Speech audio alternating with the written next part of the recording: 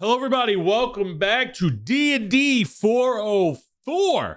I am your DM, Tony, and joined with me today are the other 4 reasons why I woke up in the middle of the night, starting with the I have sleep apnea. Jared. What's going on, guys? Myelin reporting in, and my thing is puppies. I got 3 of them, and there's no doubt in my mind that if I woke up to anything in the middle of the night, it's one of them snoring, kicking me in the middle of their sleep, or just panting very loudly at the edge of the bed. So that would be mine. What about you, Dan? Hello, everybody. My name is Dan. I play Boram DuMarais, your bog frog artificer. And the reason I woke up in the middle of the night is because I never went to sleep to begin with. It's called insomnia, baby.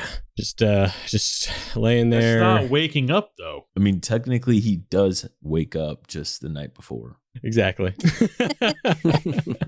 If you want me to give another one, it's because I got up for a midnight snack. We'll go with that one if you care about the technicality. Midnight snack. I do. Rules are there for a reason, Dan. That's right. We do play this game of rules, and as such, our intro should reflect that. How about you, Kyleigh? I'm Kyleigh. I play Vivien, Charmant. What wakes me up at night is my phone going off with so many notifications and forgetting to shut off the notifications. It sucks, and I hate it. How about you, Alec? Yeah, my name is Alec. I play Kaz'il Amberleaf, and the thing that keeps me up at night or wakes me up in the middle of the night is my arch nemesis, the truck driver that goes down the road outside of my apartment on Fridays and honks his horn. Every single Friday night, there's some dude that drives down. It's like the same truck, and he like blares his horn as he's driving past my apartment complex, and it wakes me up. It's those damn kids. I will catch him one day. So if you're listening to this, just know I know who you are. What about you, Tony? The reason why I wake up in the middle of the night is because my daughter forgets how a toilet works and needs me to teach her how to go use the potty because, God forbid, I get a full night's rest. And that's, oh, man. I'm like, kid, you know how to use the toilet? Just go show me. And I'm like, I'm going to. But I forgot. Crimes. No, her excuse is I'm scared or my hands hurt. Anyway, we're going to go ahead. My hands hurt. Sorry, she just wants to spend time with you. That's nope. Also, big thank you to Sakajewa for that intro. Before we do the recap, we're going to do the rundown. And today's rundown is brought to you by me. And I'm running down the YouTube. That's right. If you like YouTube and you like watching stuff and you just can't get enough of DND404, go ahead and DND404 on YouTube, because we occasionally upload episodes, some of them funny, some of them serious, and sometimes it's Dan driving 86 miles in a particular direction 87. because it's 87. a punishment. I'm sorry, whose rundown is this? No, if it's not 86, correct me in the comments on that YouTube video, okay? And yeah, go ahead, watch that video. It might be out by the time you're hearing this, and maybe you should rewatch it. You know, maybe you should watch some older stuff and keep an eye out for new stuff. Now we're gonna go ahead and do the recap, which is by me. In our last session, I'm not going to rap this, by the way. I'm not as talented as Dan. I tried to come up with something today, but I just couldn't do it. No, actually, we planned this together. I'm beatboxing. Hit it, Tony. Jump in. I'm going to hit you, dude. I'm going to hit you, dude. No, there's too much pressure. Just jump in. In our last session, Boram almost drowns Myelin trying to give him a bath while simultaneously giving him PTSD. Meanwhile, Kaz'il retires back to the Four-Eyed Owl on Silverhoof and has a curious run-in with 2 strangers, meeting with Mr. Umble, a tiefling, and an elf dressed in all black. After a busy morning, the gang settles back at the Four-Eyed Owl, planning next steps over some flapjacks as they discover a new lead with Nuella's stalker. With the new lead, the gang now plans to head to Rockhead Homestead, a forest village located in the Rockhead Forest. Before leaving in the morning, the gang preps with some downtime activities. Vivien makes travel arrangements, Boram meets with Ivory, with him sharing information about some rare teeth materials, and Kaz'il trains Myelin in the way of the sword. The next morning, on the 16th of Myrtle, the gang sets out, and all is well in their travels, until it's not, as a moment of sonder shadows over them and interrupts their travels. Something fell from the sky. Glass, play that intro, and let's get on with the show. disgraced in the Heartland. A star could set things right, manufacture the magical, and return a soul to light. From a scorched, fractured forest to twilight in discourse, cleanse the rivers that bleed in this swamp of deceit and remorse. Help us conquer the shadow, dawn with a bright glow. We'll find where we belong, but what will await us when all our secrets are gone? Good morning, good afternoon, and good evening, and welcome to the world of Umbrea, featuring 3 returning players and 1 new newbie. We got a new person. They're brand new. This is DND404. Boyos! Girlo, welcome to Session 8, where we're going to pick up with Boram. Boram, you are stricken with a vision as you are quickly taken out of a moment and placed into another. Firelight flickers at the edge of your sight, growing brighter with every beat. You are moving fast through a burning forest. Trees rust past you in blurs of orange and black. Smoke curls upward in a spiraling trails. Somewhere ahead, screams cut through the crackling of flames. Fear swallows you. A home half swallowed by fire comes into view. The world tilts around you. It is blurred with sights that no one should be unlucky enough to bear. Firelight flashes, distorting everything. Snapping back into the cart, horses stopping suddenly with harsh neighs. Myelin, your grip tears away from Boram's arm as you scramble onto the top of the carriage, breathing hard, eyes fixed onto the crash site in the road ahead. A cloud of dust, dirt, and debris lingers, clouding the view of what has just fallen from the sky. What are the 4 of you doing? Myelin definitely climbs on top of the cart. It's in front of them, like how close? It is currently around 60 to 70 feet away from your carriage. Before anyone even has time to react or clamber out of the cart, he's gonna sprint and get into a tree that's in between the star and the cart, kind of in between as much as possible. Beelining straight there. If everyone will turn their attention towards the table, you will see a crash site, a cart. You are on a dirt road and there are trees on either side of you. The crash site is directly in the middle of the road, breaking it apart. You see this large dust cloud that is about 20 feet in radius, and it is lingering there. You cannot see what has landed just yet. Myelin, you jump out of the cart, jumping to the nearest tree to your northwest as you scurry up it to try to get a better view, getting closer to it. Boram, Kaz'il, Vivien, you see Myelin hastily rush out, almost snapping the window off its hinges from the carriage. What are the 3 of you doing? I don't know if Boram sees that as he snaps too, but he's like, Myelin, what was that? Myelin? Where'd Myelin go? And Boram is in like a cold sweat after all that. Vivien's gonna snap her head over and just go, wasn't he next to you? Where did he go so fast? Do you know what that is? Well, what is? Went hazy one moment and then, I need some fresh air. And Boram gets out of the cart. Kaz'il follows.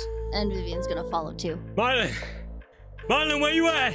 3 of you exit the carriage looking for Myelin as the dust settles, revealing a large crater with a 20-foot radius. Gotta be around here somewhere. What happened out here? Vivien's gonna move up a little bit and just go, Myelin, where are you? Everybody make me perception checks. Myelin, you make me a stealth check.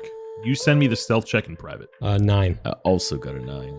Vivien got a 15. Vivien, as Kaz'il and Boram are looking around, you look up towards the trees to your north and you see Myelin hiding high in one of these trees. Vivien's gonna start walking over to the north towards the trees.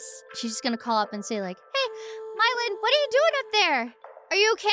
Do you need anything? He slouches with his ears back, very reluctant all of a sudden to even answer. You can see him like scooting away and clamoring to even higher branches to kind of get away. You can just tell he's very scared at this point, but not saying anything.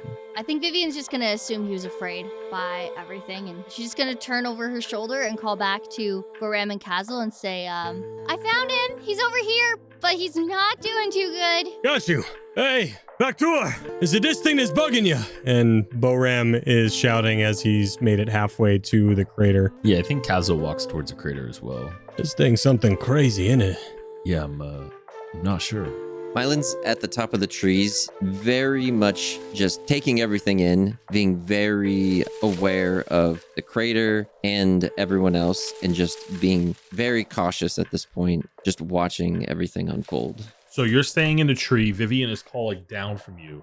So Boram and Kaz'il, you're approaching the crater. Oh, yeah. Yep. The two of you make it about halfway through, and you see that you can't quite see the bottom of the crash land. It's about 15, 20 feet in diameter, and it looks like it sinks inward. The dust has finally settled where you just see this crater. You don't see anything sticking out of it. You get the assumption that whatever has crashed is something significantly small where it doesn't break over the edge that it had created. So to see what had possibly landed, you would need to go up to it to look down. I'll keep taking steps towards it. Like, I'll keep walking towards it. Myelin starts seeing them keep walking, and Vivien keep trying to call up to him. He wants to misty step in between the crater and Boram and Kaz'il.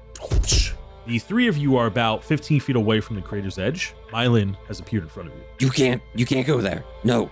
What? Why? You gotta back up. I don't have time to explain. Don't go over there.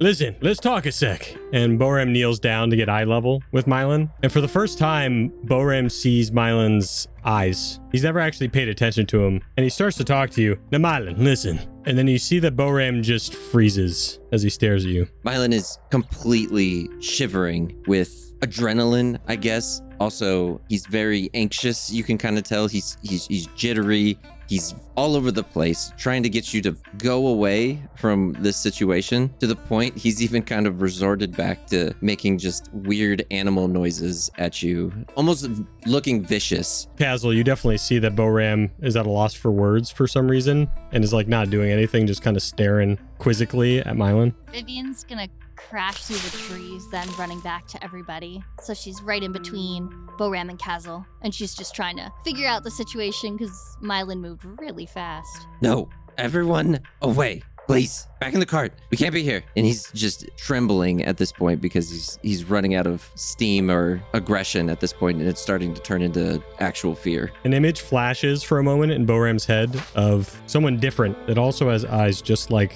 Myelin. And then he snaps out of it, he kind of shakes himself, gets up. All right, Myelin, it's fine. We're gonna be fine, right? See, watch this. And Boram's gonna misty step into the crater. No! Can't harm us. It'll be fine. The crater goes down about 7 feet before it reaches bottom. In the center of the crater, you see 3 meteorites. They look like round rocks, and they are coursing with this blue energy. You observe closer, and you notice that small pebbles and tiny rocks and debris are slowly floating around them. As you look into it, you're about 15 feet away from these meteorites. Your mind begins to fill with like white noise. You can't quite seem to shake. You stare at these meteorites longer. You go into like a little bit of a haze. It's kind of hard to focus. It's just like you feel a little overwhelmed, but it's not stopping you from anything particular. And you notice that, oh, I get so much shit from this. There are Tentacles. these ethereal blue, purple-ish tentacles begin to come out of the cracks of the meteors. The tentacles look eldritch in nature as they slowly form out like snails, reaching towards your direction and then quickly begin to move as the meteorite begins to spin on the cosmic tentacles and begin to rush up towards your position, Boram. Everyone roll for initiative. I told you. No. Yeah, for the record, Myelin, I was okay with getting back in the cart. Me too. So 17 for Boram. That's an 8 for Kaz'il. 13 for Myelin. 12 for Vivien. Starting at the top of the round is Boram. You see these 3 meteorites that have sprouted these eldritch-like cosmic tentacles. They are see-through, they are transparent, and they are rolling towards you very quickly. What are you doing? Myelin, trust me, it'll be fine. Well, maybe not. And Boram's going to immediately cast a poison spray to start at the one closest to him. That is a 24 to hit, 24 hits. as it takes 6 points of poison damage. Oh, I'm sorry. Roll with disadvantage as this white noise is filling your mind. Okay. A swampy 20 to hit. That hits. As it takes 6 points of poison damage. And are these things still like in the crater? Are they technically out of attack range for me? They're about 10 feet away from you. So at the edge of the crater goes about 7 feet down, about 4 feet forward. So on an angle, about 7 feet. So melee attack range, no. And then Boram's going to immediately kind of slip and fall back off the crater. Oh, my bad.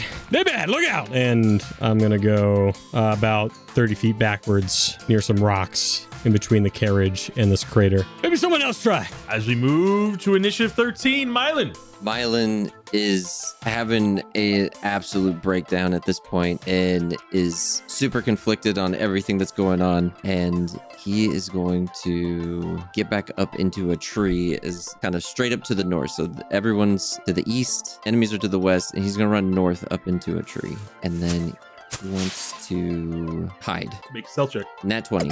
Myelin absolutely just gutted that this is happening, and he's super emotional, is going to completely cut tail and run and clambers to the closest tree that he can and moves so quickly that within a blink of an eye, hopefully no one sees where he goes and ends up hiding up into a tree. Vivien, initiative 12. Vivien wants to use that new dagger that Boram set up, so she's going to immediately target the closest tentacle monster. So you are not in range yet. No. You will have to go up to the edge of the crater because they're currently in a crater about 7 feet down. You're not in your line of sight. Vivien's gonna sprint up towards the monsters, just the edge. She don't want to get too close, but close enough to hit them. And now she wants to use her little dagger throw. It's within 20 feet. But you notice that when you start looking at them, your mind gets filled with this white noise. You're going to be rolling at disadvantage. Nat 1. Ooh, that nat 1, the dagger goes straight into the ground. Now, remind me, the infusion, does it return to your hand automatically or is it a bonus action? Automatically returns. You throw it, it hits the ground, it bings up and appears right back in your hand. And you are looking at these 3 meteorites with ethereal-like tendrils. I think Vivien would definitely fall to her knees and just hold her head. I don't think she would know what to do. Oh. So she is just on the ground holding her ears. All right, we're going to move to initiative 8, Kaz'il. Kaz'il will also go up to the edge. He'll look down at Vivien and he'll say, "Don't worry." And then he's going to cast Sacred Flame on the one in the back left corner. So like one of the farthest tendrils away. With the power of Sahin. Oh, so it has to make a dexterity saving throw of a DC 13. It fails. Okay, so it takes 7 fire damage. That is going to be my turn. Kaz'il, you do not hear this white noise. We are going to move to initiative 6, which are these meteorites. You see that they are moving very quickly. 2 of them head to the northeast in Myelin's direction, almost like it's snapping to it. It moves 45 feet. Even with your natural 20 stealth check, you look down and these things are with no eyes, no noses, no nothing. You just see a rock with these ethereal tendrils making their way towards you, almost like a starfish on its side with the tendril spinning towards you rapidly, like a nightmare in a dream. The third one is going to make a beeline, moving 45 feet towards Boram, going directly past Kaz'il. Kaz'il, you can make an attack of opportunity here as it rolls between your feet. Can I try to grab it? Not as an attack of opportunity, no. You can make a weapon attack here. Okay, I'll just slash at it then with my sword. Sure, this is the one that you hit with Sacred Flame. 16 to hit. That hits. That's going to be 10 points of damage. Ooh, as you slash it, you go to turn around, you go to uppercut, and the meteorite splits in half. The ethereal tendrils disappear. Slain as the severed rocks fall at Boram's feet. As I look up at Boram, I just say, "Help Myelin." Ooh, of course. Thought I was dead. We're going to go back to the top of the round on initiative 17, Boram. Boram, when this thing dies at your feet, you no longer hear that white noise. Neither do you, Vivien. Myelin, it is getting louder and louder as these 2 begin to ascend the tree. Boram, what are you doing? I'm coming, Myelin. And I'm going to run about, I guess I'll just use my full 30 feet to go directly north, kind of like hiding behind a rock for partial cover as I'm looking at these tendrils at the base of the tree, kind of looking up to see if he can see Myelin. He can't knows Myelin's probably up there. You see he slaps some kind of vial at the top of his hand into the metal disc, and his glove kind of shines, and then he shoots out a first level Pasha's Caustic Brew at both of these things. So they're both going to make a dexterity saving throw, DC 13. Boram, when you go into the tree line, as you follow these two things, the white noise begins to fill your mind again. One of them fails, one of them passes. So you're casting a spell to see if it gets doused or not. It does not take immediate damage. So mechanically, you're making the creature waste an action to scrape the acid off or take this damage at the start of every turn. One of them is now covered in acid. The other one is safe and will begin to take damage at the start of its turn. What else are you doing, Boram? I gotta improve that one. Come on, guys. Need some help over here. And I end my turn. As we move to initiative 13, Myelin, you look down at the base of the tree and you see that these two meteorites are now circling the tree, ready to advance upward towards you. What are you doing? If I move, do they opportunity attacks or are they still at the base of the tree? You're at the base of the tree. They are not in melee range. Okay. Myelin is still shivering as much as he possibly can, so much so that it's kind of shaking the tree and giving away his position. He's going to reposition and just basically sprint away as far as he can to the north, hopping from tree to tree as best he can. Yeah, you're going to make me an acrobatics check as you are going from tree to tree, DC 12. You're going to make this with disadvantage. 13. With a 13, you manage to go from tree to tree, moving 30 feet. Yes. I guess, you know what? I mean, he's going to full on sprint at this point, as far away that he can. So he'll just try to go to the very edge of the tree line. So as far as he possibly run. Full on panting, sprinting. He's just going to use another full movement as best he can to try to get away. You are now 60 feet away as we move to initiative 12. Vivien. Vivien is jolted by Boram's call, and she's gonna move up just a little bit closer, probably about 3 feet north towards the tentacle boys. And she wants to try the dagger trick. Yeah, she wants to hit the one that's covered in acid, which is, you're showing me, I think, 14 feet away? Yes. As you get closer, this white noise begins to fill your mind again. We'll make this attack with disadvantage. Vivien just curses under her breath, and she's gonna try again with the returning dagger. So first one's 14, second is 23. 14 hits. You go ahead and you throw the dagger. Before it returns to your hand, how much damage is it doing? It's doing 4 piercing damage. That's pretty cool. What else are you doing on your turn? I'm gonna move this 17 and a half feet towards Boram behind this tree. It's like northeast. And she's going to try to hide after she gets to the tree. Go ahead and make me a stealth check. Is it still a disadvantage? Do you need me to roll twice? It is not. Okay, 15. You believe that you are hidden. Oh no. And that's all she's doing. Moving to initiative 8, Kaz'il, what are you doing? So I would like to cast as a bonus action Divine Favor. And it says, until this spell ends, your attacks with weapons deal an additional 1d4 radiant damage on hit. So then I'm going to pull out my javelin and I'm going to throw it at the one covered in acid. Okay, roll a hit. It is a 16 to hit. A 16 hits. So that is going to be 7 normal damage. And then it's going to take, 3 radiant damage. The javelin hits it, falls to the floor. The stone looks like it's cracking, but it is still up. I guess I'll use my movement then to kind of move towards everyone since I'm kind of far. I'm just going to make my way north towards the group. We're going to move to initiative 6, which are these meteorites. The first one is going to take damage at the start of its turn as it takes 2d4. Which is 7 points of acid damage. It crumbles as the ethereal tentacles disappear. The second one is going to immediately turn and head to you, Boram, as it goes into the attack range of the 3 of you, underneath Kaz'il's feet, and launches itself onto you, Boram. Can I make another opportunity attack? It is going to miss because it hasn't left your attack range, which is why you can't use an opportunity attack here. It's going to try to latch itself to you, misses, and then tries to swing with its tendril with a 12. Oh, misses. Vivien, Boram, this screech of white noise is going through your minds right now as we're going to go back to initiative 17. Boram. I hate when they get close like this. Damn it. And he takes out a dagger and just tries to stab it with a dagger. Roll a hit with disadvantage. Yeah, 6 to hit. Misses. It is too scrappy. You can tell that Boram's not used to fighting with weapons, and he's just kind of like stabbing at it as it's crawling underneath all of us. And I have my turn. What are you doing? Listen, I don't do this often, okay? We can tell. We're gonna have to train with you as well. It squiggles, almost like it's taunting you, Boram. As you move to initiative 13, Myelin running away into the edges deep in the forest. What are you doing? As Myelin has hit the edge of the forest in the last tree, he kind of looks back and hears kind of the fighting in the distance. As he's shivering to himself, he starts to cry, and he's kind of worried, but at the same time, he's frightened and not able to go back. That's gonna be his whole turn. We're going to move to initiative 12, Vivien.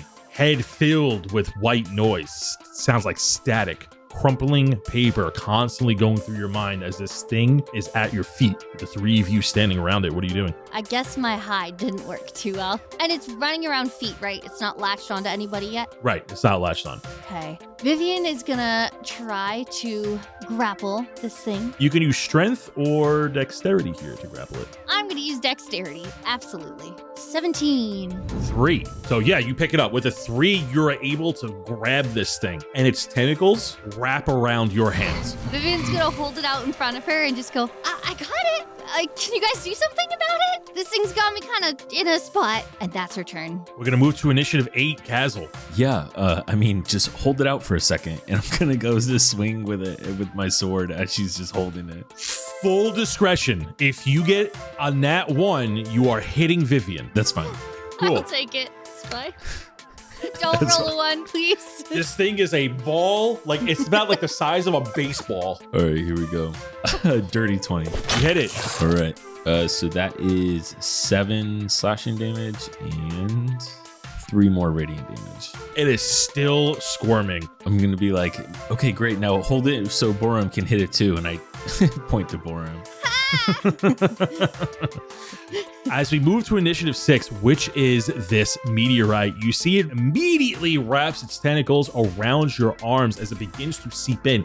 It feels like 1,000 needles latching onto your skin, Vivien, as it suction cups to you. And you are going to take 5 points of piercing damage with an additional 7 points of psychic damage.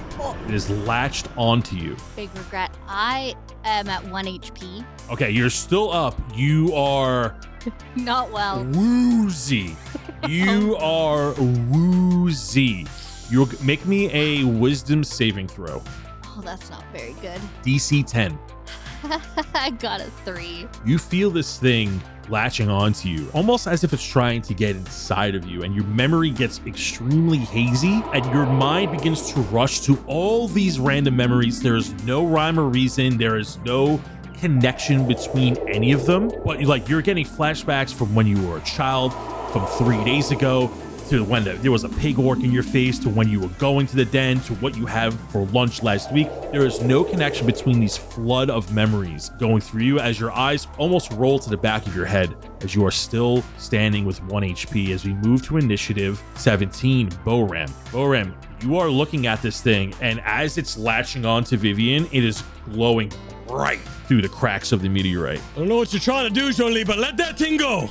If it's a grapple, it can still make attacks, right? Yes. As a matter of fact, it's latched onto her. It's grappled the grappler. Yeah. It's grappling Yes. the grappler. It played a Uno Yes. reverse card. When it was picked up, you took that and just grabbed her right back. I really don't know what I was thinking, honestly, but here we are. At least you holding it still. And I'm going to back up 15 feet and shoot a poison spray at it. Just hold it still, okay? As the white noise erases from your mind as you back up, you can now make this attack with normal. I love making attacks with normal. You can make this It's my attack favorite. normally. Nat 20!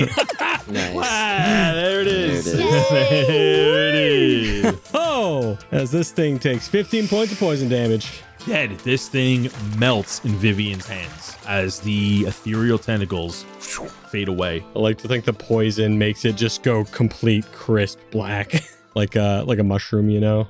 You are now out of combat. Vivien's just gonna fall flat in her face. All right, Dendron, you take care of her. I'll go find Myelin. Okay. Myelin!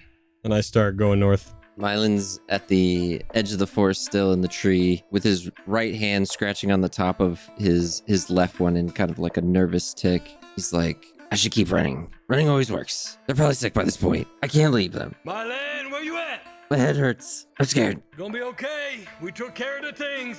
There's no more fighting. And then he just slowly starts to calm down and starts listening really intensely. Wait, so is he here, Boram, or is he just kind of doing his own thing? I don't think he heard you when he was like having the thing. Yeah, and then slowly start to hear Boram getting closer. Myelin, come on. Everything be fine. I know it's scary, but we took care of those, whatever those were. Come on down. Where you at? Myelin up in the tree sees Boram kind of directly underneath him and kind of gets into a pouncing position and just jumps right on him with his moon touch sword in hand that Kaz'il showed him how to wield. And as he falls down on top of him, Boram hits the ground with his back and Myelin's on top of him. You need to tell me exactly what I'm about to ask or I will end you. Hey, what you need? How many times have you tried to get me drunk? Well, I did do that once. Actually, the first time I didn't mean to get you drunk. I just want you to try some of my moon spirits. Myelin kind of hesitates for a second and he's still like, well, that was a technicality. Okay. What happened on the 14th? It was something devastating for me. Well, a lot of things happened. I mean, started the day wasn't bad. I gave you a bath. That was fine. He still has his sword, but he jumps off of you. His sword's in both his hands, and as he backs up, where's everyone else? Boram leans up against the rock at this point, kind of pushes himself with his feet, puts one arm over one knee with one leg extended. He lights a cigarette. Oh, I needed that. Day back there. Listen, Petite, can I ask you something? No, you don't understand. We gotta figure everything out or things are gonna get real bad. Okay then we figure it out. I'm with you. What you need from me right now? How can I help you feel safe? We need to go talk to the other people, but we need to make sure they remember us. Well, I remember you. You remember me, so I think you'd be fine. Get on my back. Let's go. He shakes his head no, and he still holds his sword, and he kind of wants Boram to lead in front of him. And also, he's trembling and scared. Don't trust me yet. That's fine. Come on this way. As we cut back to the other two. Kaz'il, you are standing over Vivien, who is very wounded. She is not bleeding, but she is clearly feeling it. What are you doing? Kaz'il kind of gets down on one knee. He puts his hand on her shoulder and he closes his eyes and he says, "Let the crescent's glow weave you whole." He's going to cast Lay on Hands and he's going to give Vivien 8 points of HP. Thank you. And then he'll help her to her feet and say, "Yes, of course, of course." Vivien's gonna be, well, obviously she's feeling a lot better, but not great. And she's just gonna wobble a bit. She's like, thank you so much. Let's not do that again. I'll never grab anything ever again. As you say that, you hear the brush behind you, and you see Boram come through now with his trench coat off over his shoulder. I mean, don't say that too soon. You can grab me if you like. And he winks. Vivien just stares right into Boram's eyes, glares with all the fires of hell, and just says, I would rather die. Kaz'il, do not resurrect me next time. Oh, you hurt me too much. And she's just gonna storm off to the carriage. Oh, hey, Paladin, I found a little guy. Myelin, come here. After Boram says that remark, he's pretty convinced Boram's okay, but now his sword's kind of in hand, pointing at the other two. Okay, hold on, Myelin. What did I say? What was the #1 rule when I trained you? Do not poke your friends, okay? So let's lower that thing, yeah? He gives a nod to Kaz'il because he's kind of checking off who's remembering correctly. And he goes and kind of points it at Vivien. Vivien hears what's going on and stops her stomping back to the carriage. And she just turns around and goes, Myelin, what are you doing with the sword? Put it down. We got lots of snacks in the carriage. Let's talk about what's going on, okay? You must answer question. What question do you have? Vivien's not happy. I had a plan the first day we met. What was it? I don't know. What was it? Behind Myelin, I do like fire and then do like a pig nose. Vivien just looks very confused and goes, are you talking about when we first met with the pig orcs? Or are you talking about when I ran into you at the vendors? Or a thumbs up at the pig's orc behind Myelin. He drops the sword and then just starts crying into whoever's closest. I think it's Boram at this point. Oh, hey Myelin, come here. It's fine. No, it's not fine. You don't understand. No, I don't. You're right. Well, you can explain it to all of us. And I just kind of look concerned towards the group as I pick up Myelin. Yeah, Myelin, what were those things and how did you know about them? He's still bawling immensely, but he's trying to get the words out. I thought you were all dead. I thought you guys were gone. I thought you guys were all sick. No, of course not. Sick people don't remember. Vivien starts tearing up. No, we're fine. I made a mistake, but I'm alive. Like, carry Myelin over to the group. Yeah, Boram made a mistake too, and he's fine as well. I did. What mistake I make? Well, I mean, you kind of just jumped in the pit, right? That's right. Ah! Yeah, you did. I start nodding my head to like get everyone. Myelin remembers this and pushes you away and then runs over to Kaz'il at this point and gets behind his legs. I mean, you could argue that it helped everybody find him, though, and...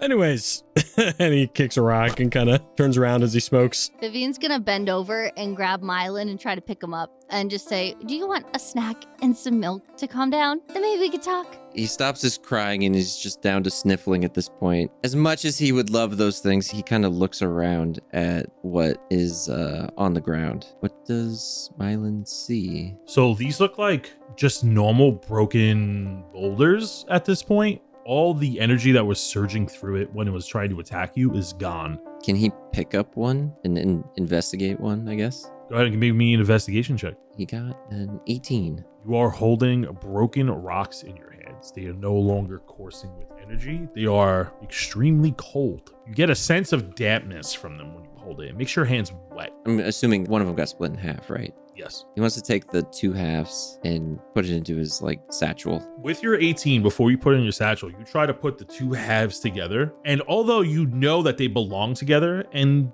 the cracks in the meteorite do line up, when you go to connect them, it doesn't connect perfectly. Almost as if that energy that you were seeing when it was bleeding out were filling the gaps of the meteorite. You put the 2 halves in your satchel. Don't mind if I take some of this back for myself. And you see Boram snaps his fingers and his gloves spark with energy and a crowbar appears in his hand. He starts breaking apart one of these as well. How'd you do that? I used my Tinker's magic. As an action, I can magically produce certain tools into my hand. Cool. So I'll start smashing one up for myself. And if no one goes for the other one, he'll... grabs it. Okay.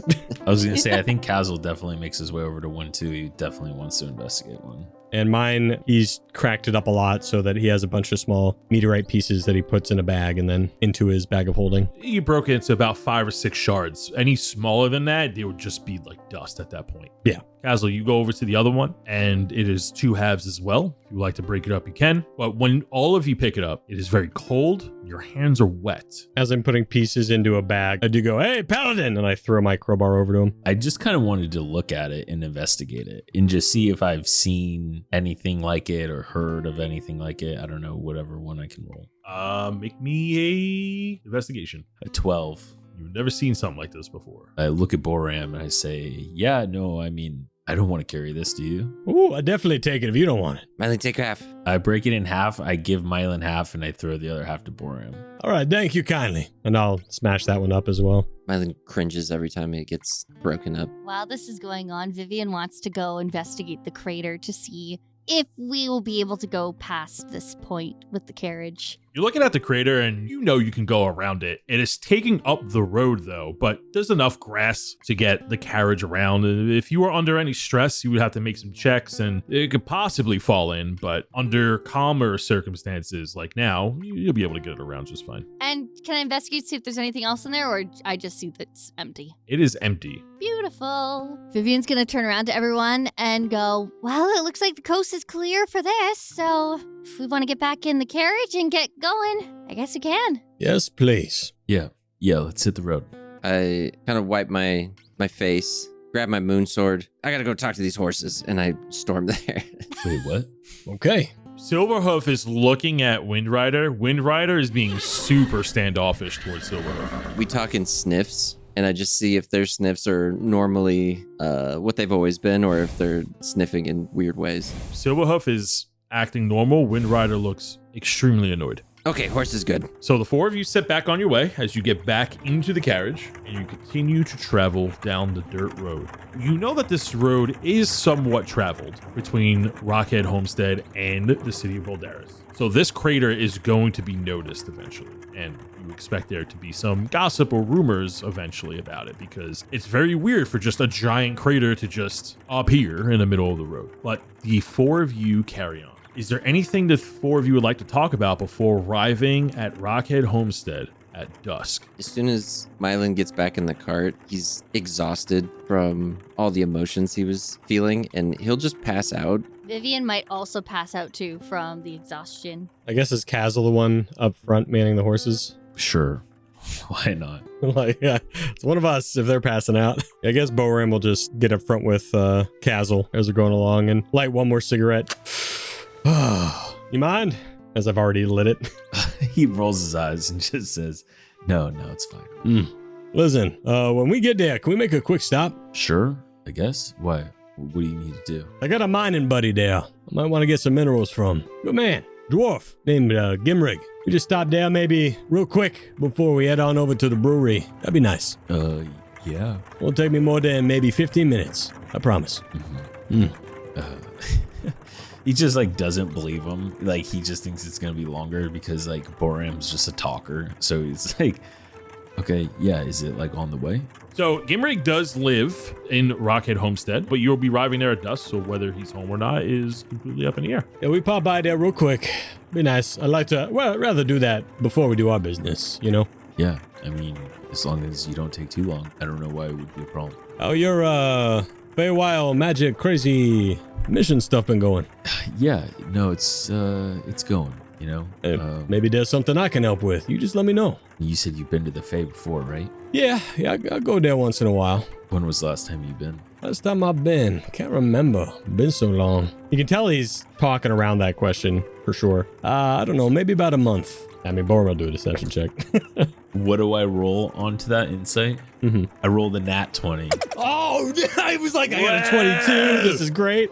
Boram, is he lying as he gets a nat 20? Yeah, 100%. Boram's completely lying as he's smoking away. Probably about a month ago, something like that. And he looks away from you. Usually he's looking straight at you when he talks, but he's looking away from you, kind of into the trees. Yeah, I get my time mixed up too when I go there.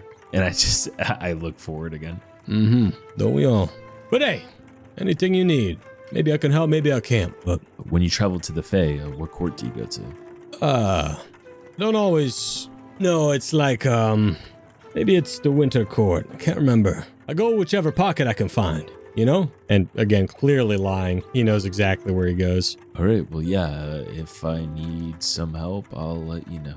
Of course, yeah. And now Boram's feeling a little awkward. Didn't go the way he wanted.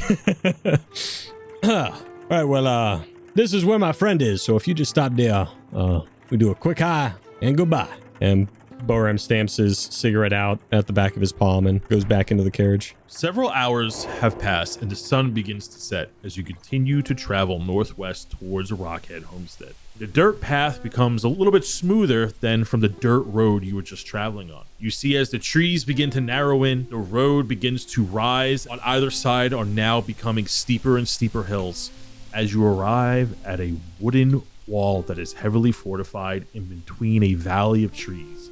You see the gates of Rockhead Homestead. With the sun setting, you hear someone yell out from the tower as one of the guards rings a bell and waves you in. And the guard yells down, be like, "You almost missed curfew. Good on you for making it back in the nick of time." And the bell begins to ring, alerting that somebody is entering the threshold of the town. And you now enter. Inside Rockhead Homestead is a whole town surrounded by thick forest trees.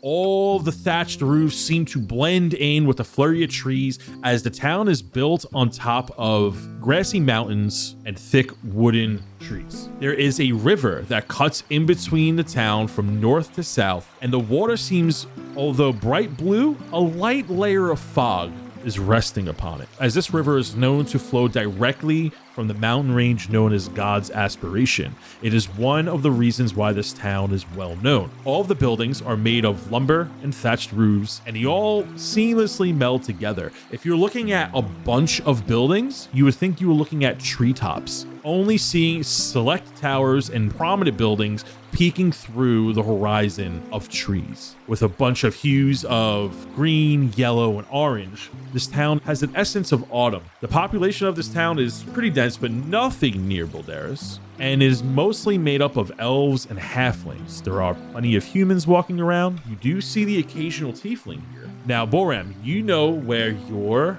friend lives. He lives just across the river. He has a little domicile that he keeps most of his mining supplies at. He does do some trading, but it's not a store, but people do frequent it when they need some things, as you would know. But it's more of just a place to rest his hat when he's not out in Rockhead Forest through discovered locations. You know that he likes to find hidden locations and then excavates them for his own purpose, and tends to keep those locations hidden from other people, as he is a one-man crew. His domicile is just across the river that is splitting the town in half on top of the grassy hills. And can you mark where the brewery is? The brewery is all the way in the north side of town, and it is quite a large building. It connects to one of the forks in the river in the town, and it rests itself on the end of that river because you know that this distillery harnesses that water from the mountain range of God's aspiration and uses it to make its spirits. Because it is dusk, you know this place is closed and it's just a drinking bar. It is not a tavern.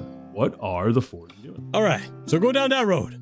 Promise it's on the way. It'll be quick. So first things first, you notice that there is a barn at the entrance of town, and that's where you are stacking your horses. You go to park your cart and you go to the barn attendees. They tell you that it's going to cost them 4 silver a night to stow the horses. They will charge you at the end of your stay, and they will keep a tab. Who is putting their name down? Probably Vivien. Especially because, among all the things, I did ask my team to grab some coins. So I should have it and cover it just fine each night. Absolutely. We're going to put it under Vivien Charmant, and I'll pay each night. Do you want each night in advance, or do you want it day by day, or at the end of our stay? No, it's not a problem. We will charge you at the end of your stay. We'll take a tab of each day, and then when you come to claim your horses and carriage, we will charge you then, Miss Vivien Charmant. And you see that she stutters a little bit when she writes your name down, and then looks back at you.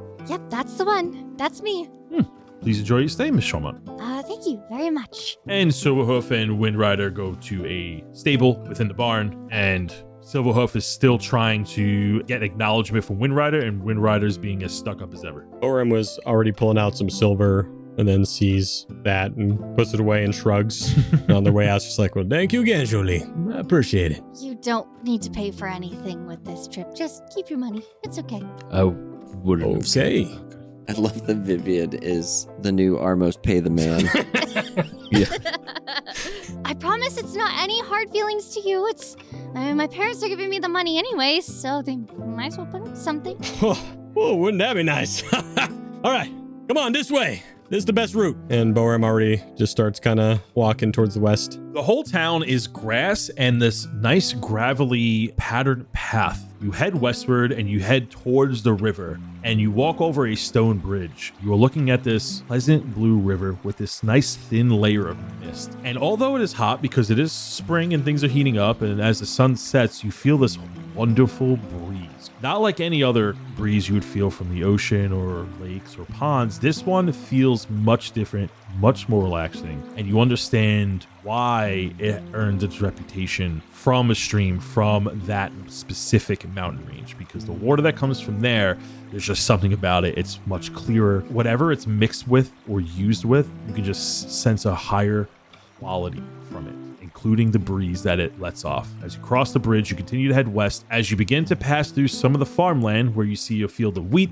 and then you see a field of vegetables. They are pretty empty right now as the farmers have gone to bed because it is now dusk. You turn through town, you head north as you begin to ascend up the grassy mountains as you begin to hit the houses of Rockhead Homestead. And there are some people about. It looks like they're just going about their day. You go up north, you turn right towards the east, and you begin to head southward to your friend's domicile. And as you approach the door, you hear heavy clanks, metal banging, and shovels falling, some ruckus beyond the door, and you hear some dwarven words. Do you speak dwarven? Oh, Boram does not speak Dwarven, no. I do. Oh, he is cursing up a storm right now. Whew, your friend has a lot to say.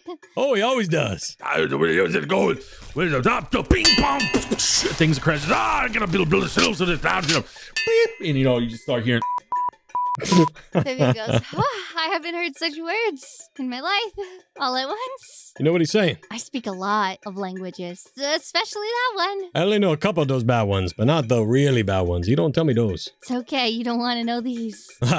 All right, You come in and say hi, or you want to stay out here? I guess we'll come say hi.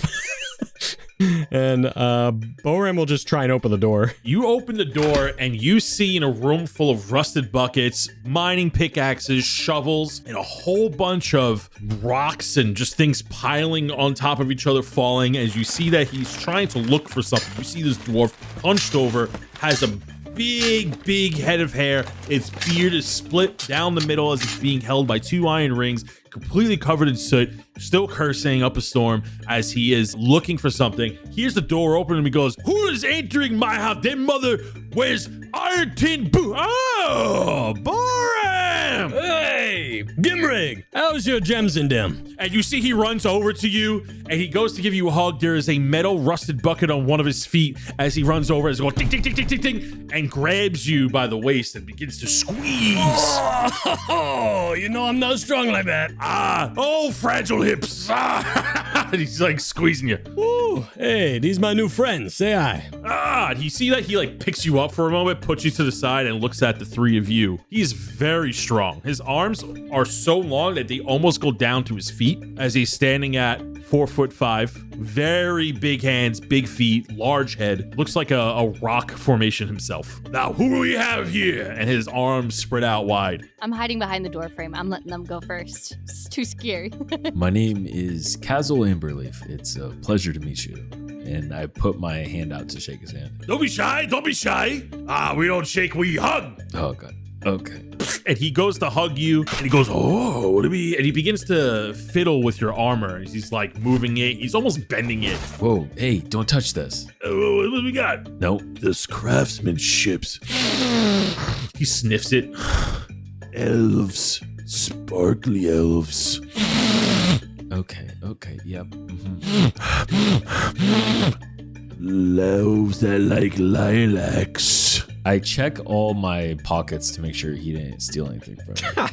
His nose is like pressed up against your armor. Boram, you want to come get your friend? Oh, yeah. This is supposed to be a quick visit. We're going to the Stag and Raven after this. You join us if you're not busy, but... a little pricey. I know. All right, listen, I just need some things. You know me. You got any good gems? I just need about 50 gold's worth. The amber ones. I wiggle my fingers in the air with my gloves. I think I got one of them buckets around here somewhere. Let me see what I can find. Okay. You see he goes over to a corner of the room and there's like 5 buckets and they're all labeled. He has a bucket of sapphires, a bucket of emeralds. He has a bucket of rubies. He's like, look at them. He's like, goes, amber gems. Where are the amber gems? And you see that the bucket that's on his foot is the amber gems. Right there. What we got? You know, you're really talented and specific about your work, but not observant. How about 49 gold worth? And you see he takes his foot out as some of them cracked. I'm just kidding. You see that he takes the bucket, shows it to you. There's about 400 gold worth of amber gems in there. All right, I don't need that much. I come back if I do, but give me about 50 gold pieces worth of that. Okay. He goes in, takes a scoop, takes out a little monocle. He goes, you see he begins to sift through the gems, and he hands about 3 of them to you. Thank you.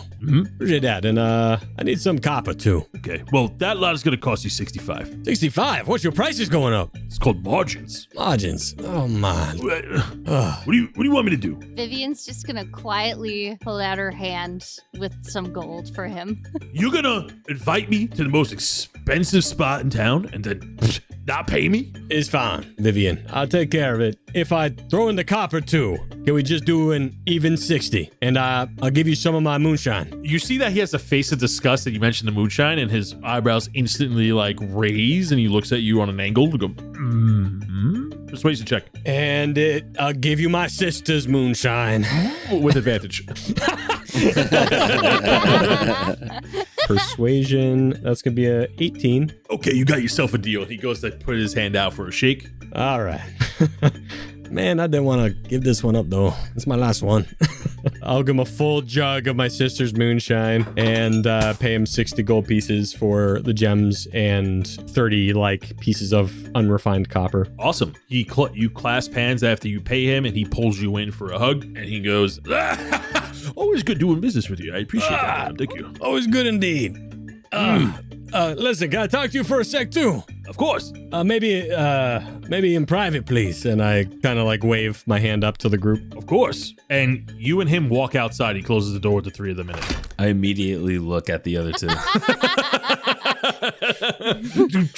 Don't worry, the noise will block them out. As the three of you are just like looking at each other very awkwardly, there's constant metal things moving and falling because nothing is organized and everything is just piled on top of each other that you cannot possibly hear anything else. Just to make sure, they're outside, we're inside, right? Yes. Myelin starts shifting through things. You begin to shift through rusted buckets, tools, and you are finding gems and rocks, and you're just looking at stuff that looks very messy, but does have some sort of organization to them. Which one is the shiniest? No stealing. They are all shiny. Take your pick as we are going back outside to Boram and Gimrig. Hey, Gimrig. Mm-hmm. Yeah. Any wizards come through here trying to buy gems? Wizards? You know. Yeah, we get some people. No one in particular, though. But our wizard come through here, or maybe you heard something about him? No, our mutual friend did not come visit recently. I have not seen her in a while. Okay, that makes two of us then. And Boram just kind of like lifts his head up and closes his eyes for a second. Last time I've seen them, they wanted some topaz. That was a long time ago. Yeah, I remember. Appreciate you though. Keep a lookout. If they come looking, just let me know. Would you send me a letter or something? It mean a lot. I'll pay you for it too. This service is free. I appreciate that. Do you want me to tell them anything? No, nothing to say. Just need to, just trying to find them. All right. Thank you for the business. Let them know I'm gonna go up ahead and get to the distillery. And Boram starts walking. Well, it's closed. What? Closed already? It closes at dusk. Ah, cool, y'all. Could I forget that? They're business. They sell spirits. Oh, You think they want that riffraff after dusk? What do you think? that's right. Last time I convinced one of the workers to let me in late. Ooh, me and her had a good night. Sorry. I'll get my friends out of there. Let you do what you got to do. Don't mean to keep you. And Boram just opens the door and lets him in and kind of like nods at his friends. Vivien goes, Myelin, stop. Leave it behind. But there's a shiny one back here. Leave it behind. He's a friend. You see that as Gimrig comes back, he goes, get out of there! He throws a rock at you. I told you, Myelin. I was shopping. I was looking. Oh my god, he rolled a nat 1. You see that? He goes to throw it, misses wildly, breaks a vase. It's like, ah! No! And you hear like some faint screams in the background from the crushed vase. Ah! Oh! You guys get outside. I'm mending for him. Gimrig, you know it'd be fine. I got mending. No, don't touch it! Don't touch it! I'm literally about to fix it with magic. It's cursed! Never mind. I don't touch it. You do what you need then. I'll leave you be. Sorry, Gimrig. Let me get that rodent out of here. And he shuts the door. Good work, Myelin. I didn't do anything. I was shopping. It gets like that. Don't worry about it, Petit. You're fine. We'll learn where to shop and where not. It's okay. We're learning. Myelin, come on. Mylin's mad, and he goes to the window. Is there a window? I'm assuming, right? No, actually, they're all barred with like metal plates. He goes to the window, realizes there's metal plates, and then he's just like, humph. He kind of folds his hands and storms off. Might get tetanus for being in there, I'm gonna be honest with you. Yeah, that's why I didn't want him touching me. Listen, totally forgot, by the way. Distillery closed already. You see Kaz'il's eyes start to twitch. Sorry, what? Yeah, they closed at dawn. Oh my god. Okay. Boram, you do know that there is a tavern that you like to frequent when you come here. This is where like you rest your head or you just come to drink at. It is called the Elk's Grove. It is very nature themed and it's like a favorite spot of yours when you used to come here. It's fine. Let's find a place to shack up. I know a good spot. Perfect. Let's go. You gonna tell them where it is?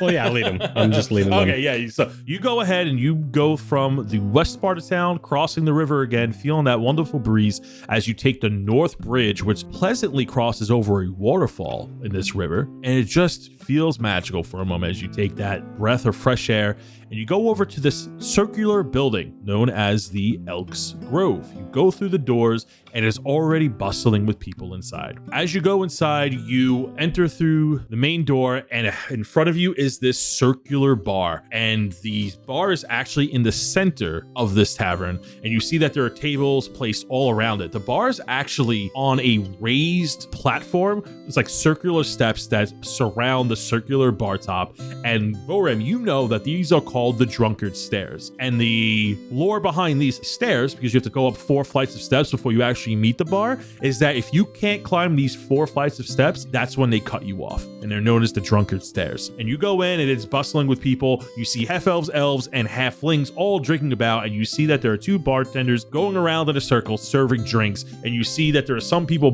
pouring glasses of water from these large vats of water they have laid out, and there is music playing. You see that there's only 1 table on the back next to a staircase that goes downward, because the rooms in this tavern are actually located below the tavern, not above like they normally are. This whole place feels like you're inside of a tree trunk, and the walls have vines and flowers going in and out of it. There are potted plants everywhere. The bar itself is wrapped with these beautiful green vines, and there are flowers blossoming out of the steps that lead up to them. It smells incredibly sweet in here. And you see that people are cheering, drinking, and just having a good time. And you see that as you come in, one of the bartenders waves you in and goes, why don't you come over here and have a drink? Grab yourselves a seat and make merry. Do I know this bartender? You do not. Okay. Vivien will take a nice look around and go, what a lovely establishment. Not too bad, right? Kaz'il would also like to look around and see if there's any Eladrins. Go ahead and make me a perception check. A 5. Not see any Eladrins. You see plenty of elves. This is probably the most close to home as you felt in a long time. Oren puts his arm around Kaz'il. You're looking for something sweet? No, I'm looking for something to drink. Thank you. Charisma check. No, I'm kidding. That girl over there might be looking at you. Oh, no, she not. Like, Kaz'il hears Boram, and he just is like, oh, here we go again. And he'll immediately walk up to the bar and order 3 ales. We got Elven Ale, we got Tiefling Blood, we got Basilisk Oil Schnapps, and we got Moonshade Black Rum. What can I get you? Vivien hears Tiefling Blood and goes, huh? What? Oh, you know, something you're probably used to. And you see the bartender puts his elbow on, looks at you, gives you the old up and down, be like, something that you should be able to handle just fine. And if we need more of it, we know where to get it. And he winks at you. Blood? Blood of my people? Oh, you know, it's just a name. It's just a name. What do you mean? Because it's served hot, Oh, like the flames of Avernus. Yeah. okay, I'll take that. That sounds nice. What about for you two? While you're doing that, Myelin is attempting to climb up the bar to get up top so that he can order something. His claws are really dug deep into the top of the bar as he lifts himself up. What about for me? What kind of drink can I get? He's 13, by the way. You see the human goes, well, okay. What's is like 13 in dog years? What are we basing this off of? I don't know. Yes, I'll do 3 elven ales, please. All right, so I'll tell you what. I'll get you milk as requested for the dog, and then what kind of and you want tiefling's blood? What would you like? He looks at Boram and Kaz'il. Sorry, the 3 elven ales, please. 3 elven ales for yourself, and you, Boram? And I get 2 for myself, and I'll try the Moonshade Black Rum today. You got it. You see, he goes to turn around. He goes to the center bar where all these tankards and glasses are. As you are making conversation with each other, you look up and you see that he goes, shoo, come on, get out of here. He shoos off a rat. And then you see another rat on top of the shelf looking at you, and its right green eye is twitching as you see he has a scar down its skull. And you see the scar twitches a little bit as it stares at you. And that is where we're going to end this week's session. Kaz'il, his eye twitches too. You see, like the rat's head twitches like. Yeah, I see that. That's the end of this week's session. Yay! Really good one. That was Good one indeed. We almost had another down by 1 point. wow. Very interesting. Boys. You almost made it on the scoreboard that I have behind Right. me. Yeah. I'm free. You almost joined the club. And Myelin, how many nat 20s did you roll today? I don't know. Was it 1 or 2? That's a great question. I believe it was 1. Kaz'il got 1 and Boram got 1. I definitely got 1. I don't think I got more than that though. You just got 1. Yeah. Yeah, Kaz'il got 1 because he's a beast. Yeah. He knows when Boram's lying. He's getting good at being able to tell. Catching on to Boram. Yeah, we got a lot to talk about in the after show, but we got to go down our checklist. Does anybody, before we spin the wheel of intros, does anybody have any recommendations this week? All right, everybody go watch on YouTube. It's called Snow Bear. It is one of the animators from Brother Bear made a short film. It's free to watch. Right. Yeah, I watched it. Oh, you did watch it. It's a good one. It's a cute short film. It's very minuscoded, actually. You'll know what I mean if you watch it. They posted it on Reddit the other day. Yep. It's really good. Really, really good. Spent a whole year working on it by himself. Animated it himself. No other help, outside help. Wow. Which is very impressive. It was 11,000 drawings to make Wow. all of that. That's crazy. Disney's doing a new initiative where they're bringing some old animators out of retirement to do like master classes, and their next few movies are supposed to be fully hand drawn. So that's exciting. God. Yeah. There's something about it that, I mean, there's no replicating it. Like, really. It's kind of strange. So there you go. Go watch Snow Bear. I'll put it in the Discord when this episode comes out. But until then, why don't we spin the wheel of intros? New rule, by the way. You're not added back onto the wheel until you give me a new recommendation. It's just the easiest way so I don't spin on you again when you don't have something. And your percentage does not go up until you've done that. The other second new rule is, besides us, because we have our own, ours don't go up, but all of your percentages will from here on out go up indefinitely until you're picked. So that way, if you haven't ever been picked in like 20, 30 episodes, there's a higher chance. That's just bad luck at that point, man. Yeah, I want to keep track of who has the highest percentage of all time and doesn't get picked.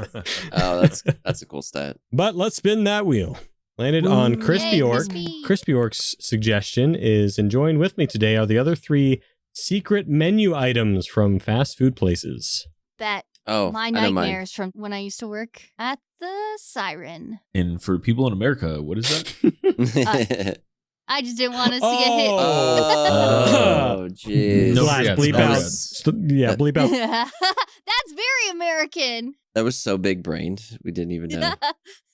Dude, The went Mermaid straight over coffee my place. fucking All right, what kind of goodbye are we giving today? It's got to be that dwarf. A What's the Gimrig best way goodbye? we do that? Please. Mimic that head. dwarf. Goodbye. Oh, yeah. Goodbye. I'll see you later. Oh, yeah. See you later. Come here, now get out of here. Bye. Beneath the city, far below the cobblestone in the torchlight, there is a forgotten chamber carved into black stone. A single table dominates the room, scarred by blades, burn marks, and old deals gone wrong. The air hums a quiet power as a jagged crimson shard rests in the center, pulsing like a heartbeat. These are the Bloodshard Bandits, the ones that move the pieces before anyone realizes the game has started. Maps are unfrilled here, coins slid across the table, and dangerous plans are spoken like casual conversation. No oaths are sworn here because everyone already knows the cost. If something's impossible and needs to happen, this is where it begins. Standing in the glow of the shard tonight, Artemis, the fighter, guardian of Kemijo, Julius Kendrick, the Dread, Lord de Rema, the highest of elves, master of the finest fineries this side of Umbrea, Sly, the rogue changeling, Nakmak, Novo's biggest competition, Brandy Woodburner, the wood elf with the wine, Gloric Nightbreaker, dwarven fighter, Leilani, the human.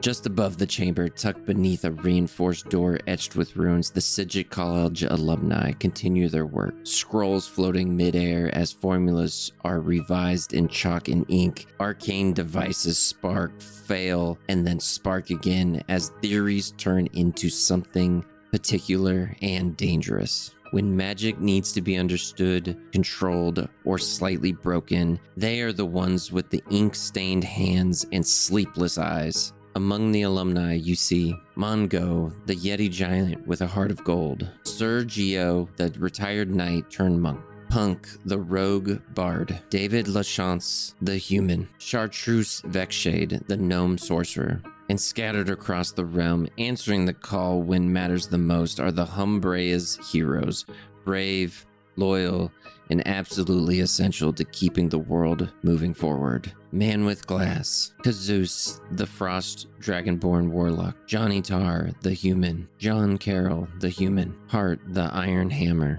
Velinor, the Astral Elf Ranger, Drown, the Barbarian Orc Hunter, Cypress Daywind, the Capybara Druid of the Forest, Annie, Master of Weapons, Bjorn, the Battleborn Bombtastic Half-Orc, Half-Barbarian, the Half-Giant Barbarian, Morgith, the Unbroken, Gad, the Lizardfolk Rune Knight, Blick, the Door Warlock who thinks he knows Cajun French, Bree Carlson, the Human, Balasar Turneroth, the Red Dragonborn Eldritch Knight, Brotato Brototo, the Human, Kivlin Nithidir, the Elf Sorcerer,